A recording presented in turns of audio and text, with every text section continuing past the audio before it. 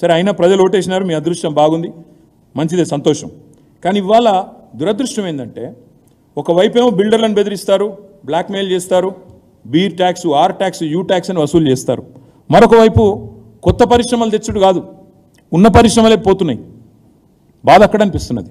ఉన్న పరిశ్రమలు, మేము తెచ్చిన పరిశ్రమలు, కేన్స్ టెక్నాలజీస్ అనే కంపెనీ మైసూరు నుంచి ఎన్నికల కోడ్ ఉన్నప్పుడు కూడా నేను ఎఫర్ట్ పెట్టి వాళ్ళను గుజరాత్కు పోతామంటే పట్టి ఆపి వారం రోజుల్లో మీకు ల్యాండ్ ఇచ్చే బాధ్యత నాది అని చెప్పి కొంగర్ కలాన్లో వాళ్ళకు కావాల్సిన చోట ఫాక్స్కాన్ పరిశ్రమ ఎదురుగా ల్యాండ్ ఇచ్చింది నేను, మా డిపార్ట్మెంట్, ఇండస్ట్రీస్ డిపార్ట్మెంట్. 3,700 కోట్ల పెట్టుబడి. దానివల్ల దాదాపు ఒక 15-20 మంది పిల్లలకు ప్రత్యక్షంగా పరోక్షంగా ఉద్యోగాలు వచ్చే అవకాశం. ఇవాళ ఈ ప్రభుత్వం వచ్చినాక వీళ్ళు ఏం అడిగినరో, ఏం చేసినరో, బ్లాక్మెయిల్ చేసినరో, తిట్టినరో, కొట్టినరో తెలియదు. ఆయన మొత్తం తట్టాబుట్టా చదువుకొని మనం ల్యాండ్ అలాట్మెంట్ చేసిపోయినాం. మేము తట్టాబుట్టా చదువుకొని గుజరాత్ వెళ్ళిపోయాం. ఇంకొక పరిశ్రమ కార్నింగ్ అని, అంతర్జాతీయ పరిశ్రమ, అది 1000 కోట్ల పెట్టుబడి. నేను బాస్టన్ మహానగరాన్ని పోయినప్పుడు అక్కడ సంస్థను ఒప్పించి 1000 కోట్ల పెట్టుబడి వాళ్ళు తమిళనాడు, కర్ణాటకకి చూస్తుంటే వద్దొద్దు మీరు ఇక్కడికే రావాలని ఒప్పించి వాళ్ళను అక్కడ సంతకం చేసుకొని వచ్చినాం, ఒప్పందం కుదుర్చుకొని వచ్చినాం. ఈ ప్రభుత్వం వచ్చింది, ఆయనతో మళ్ళీ ఆ పరిశ్రమ తమిళనాడుకి వెళ్ళిపోయింది. మేము ద్వితీయ శ్రేణి పట్టణాలు, వరంగల్ లాంటి పట్టణాలు కూడా ఐటీని తీసుకొని పోయినాం, ఐటీ హబ్బులు పెట్టినాం. నల్లగొండలో, మహబూబ్ నగర్లో, ఖమ్మంలో, వరంగల్లో, కరీంనగర్లో, నిజామాబాద్లో, సిద్దిపేటలో, ఇవన్నీ చోట్ల, ఆదిలాబాద్లో నిర్మాణంలో ఉంది, ఇవన్నీ చోట్ల ఐటీ హబ్బులు పెట్టినాం. ఇవాళ దురదృష్టం ఏంటంటే వరంగల్లో మేము టెక్ మహీంద్రాని తీసుకొని పోయి నేనే ఇనాగరేట్ చేసిన. ఇవాళ టెక్ మహీంద్రా వరంగల్ ఆఫీస్ మూసేస్తున్నారు. నేను అందుకే అడుగుతా ఉన్నా మా గ్రాడ్యుయేట్ తమ్ముళ్లను, గ్రాడ్యుయేట్ చెల్లెలను, ఈ కాంగ్రెస్ ప్రభుత్వం వచ్చిన తర్వాత ఏం జరుగుతూ ఉందో ఆలోచించండి. ఇవాళ దారుణమైన పరిస్థితి ఏంటంటే మా ప్రభుత్వంలో ఇగో ఇది ఐటీ గ్రోత్, ఇది ఈ నెంబర్స్, ఇవి నెంబర్స్ అయితే అబద్ధాలు చెప్పవు, ఇవి నా నెంబర్స్ కావు, ఇవి నాస్కాము, STPI, software technologies park of India, వాళ్ళ నెంబర్స్ ఇవి. 2014లో మా ప్రభుత్వం వచ్చినాడు తెలంగాణలో ఐటీ ఎగుమతులు 57,258 కోట్లు. తెలంగాణలో ఆనాడు ఐటీ ఉద్యోగులు 3,23,396. ఇది 2014. మేము దిగిపోయే నాడు 2023 మే నాటికే ఈ నెంబరు, ఆ తర్వాత ఇంకా పెరిగింటుంది.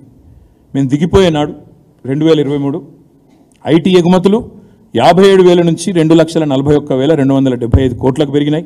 ఐటీ ఉద్యోగుల సంఖ్య 3,23,396 నుంచి 9,05,715కు పెరిగింది. అంటే ఇదంతా ఎందుకు చెప్తా ఉన్నా అంటే తెలంగాణలోని విద్యావంతులు, ఇవాళ ముఖ్యంగా ఈ గ్రాడ్యుయేట్ ఉప ఎన్నికల్లో ఓటేస్తున్న విద్యావంతులు ఎవరైతున్నారో ఈ వివరాలన్నీ మీరు తెలుసుకుంటే, మీరు అర్థం చేసుకుంటే, మీరు 10 మందికి చెప్తేనే ఈ కాంగ్రెస్ ప్రభుత్వం మీద ఒత్తిడి ఉంటుంది, కేంద్రంలో ఉన్న బీజేపీ మీద కూడా ఒత్తిడి ఉంటుంది.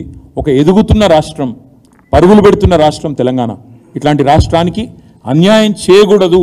ఇట్లాంటి రాష్ట్రానికి చేయగలిగితే దశాబ్ది నిండుతున్న సందర్భంగా అన్యాయం చేయకుండా చేయగలిగితే మేలు చేయాలన్న ఆలోచన ఉండాలి తప్ప ఈ రకంగా వంచే కార్యక్రమాలు, ఎన్నికల్లో ఓట్లు దండుకోవడానికి మాత్రమే చేసే ఊకదంపుడు హామీలు, ఇచ్చే హామీలు, ఊకదంపుడు ఉపన్యాసాలు అవి కాకుండా ఇప్పుడు కాంగ్రెస్ ప్రభుత్వం ఒక్క ఉద్యోగం కొత్తగా ఇవ్వలేదు. ఇవ్వకపోగా ఆనాటి కేసీఆర్ ప్రభుత్వం ఇచ్చిన ఉద్యోగాలు మేమిచ్చిన ఉద్యోగాలుగా చెప్పుకుంటుంది. అందుకే ఈ వాస్తవాలన్నీ తెలంగాణ యువత ముందు పెట్టాలి. రాబోయే 4.5 ఏళ్ళైనా మరి ఈ ప్రభుత్వాన్ని సరైన పద్ధతుల్లో నడిపే విధంగా తెలంగాణ విద్యావంతులు తీర్పియాలని నా ప్రార్థన. ముఖ్యంగా హైదరాబాద్లోని కోచింగ్ సెంటర్లలో ఏ యువతనైతే వాళ్ళు ఇక్కడ కోచింగ్ తీసుకుంటా ఉన్నారో, వరంగల్, నల్లగొండ, ఖమ్మం ఈ 3 ఉమ్మడి జిల్లాలకు సంబంధించిన గ్రాడ్యుయేట్లకు కూడా, హైదరాబాద్లో ఉన్న వాళ్ళకు కూడా నేను విజ్ఞప్తి చేస్తూ ఉన్నా.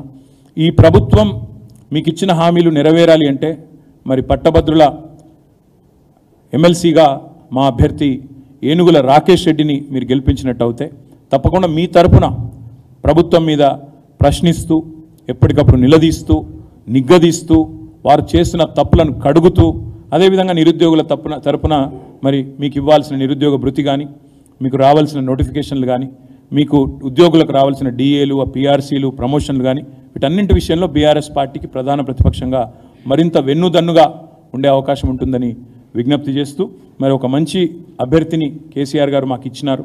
ఒక గోల్డ్ మెడలిస్టు, చదువుకున్న అభ్యర్థి, విద్యావంతుడు, సౌమ్యుడు, ప్రజా ఉద్యమాల్లో పాల్గొన్నవాడు, అదేవిధంగా అన్నింటికి మించి యువకుడు, ఉత్సాహవంతుడు. ఎలాంటి క్రిమినల్ కేసులు లేవు, ఎలాంటి బ్లాక్మెయిల్ ఆరోపణలు లేవు, ఎలాంటి అక్రమాలు లేవు, అన్యాయాలు లేవు. ఒక క్లీన్ ఇమేజ్ ఉన్న నాయకుడిని కేసీఆర్ గారు మీ ముందు పెట్టారు. కాబట్టి మొదటి ప్రాధాన్యత ఓటు. మే 27 నాడు ఇక్కడ హైదరాబాద్లో ఉండే గ్రాడ్యుయేట్స్ కూడా మరి మీకు మిత్రులున్నా, మీకు చుట్టాలున్నా, ఎవరున్నా నల్లగొండ, మన వరంగల్, ఖమ్మంలో వారికి కూడా చెప్పండి. ఏనుగుల రాకేష్ రెడ్డి గారి మరి 3వ స్థానంలో ఉన్నారు, ఆయన 3rd రోలో ఉన్నారు. ఆయనకు ఓటు వేసి ఫస్ట్ ప్రయారిటీ ఓటు వేసి గెలిపించాలని మనస్ఫూర్తిగా కోరుతూ మీకు కూడా ధన్యవాదాలు, నమస్కారం. ఈ డీటెయిల్స్ మొత్తం కూడా మీకు ఇస్తాము.